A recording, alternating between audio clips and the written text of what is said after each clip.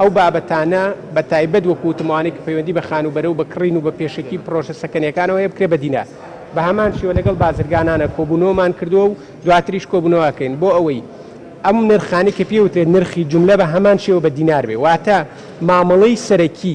مامەڵەی سەرەکی لای هاوڵاتیان لای بازرگانان لە هەموو موسسەکان یا لە هەموو ئەو ئاڵوگۆڕ و بازرگانیانەی بچووک و گەورەکە بکرێت بە دیناری عراقی بکرێت ئەمەوە ئەکات کە چیتر ئەو دڵە ڕاوکیە لە هاوڵاتیان نمێنێت و لە لایەکی تریشەوە کێشەی دینار و دۆلار دروست نەبێتەوە و لە مودەی ڕابردووەوەی کە ئێمە قسەمان لەسەر کردووە ئەوەیە کە چەند پێشنیارێکمان بە بانکی ناوەندی کردووە من هەر لە مودەی چەند ڕۆژی پێشتر کە لە بەغداد بووین سەردانی بانکی TBI و لەگەڵ بەڕێوەبەری گشتی بانکی TBI دووبارە کۆبوونەوەم کردووە بۆ ئەوەی ئەو ئاسانکاریانەی بۆ هاوڵاتیانی عێراقەکرێ بە هەمان شێوەش بۆ هەرێمی کوردستان بکرێت کورت و مختصر هەنگاوەکان هەنگاوی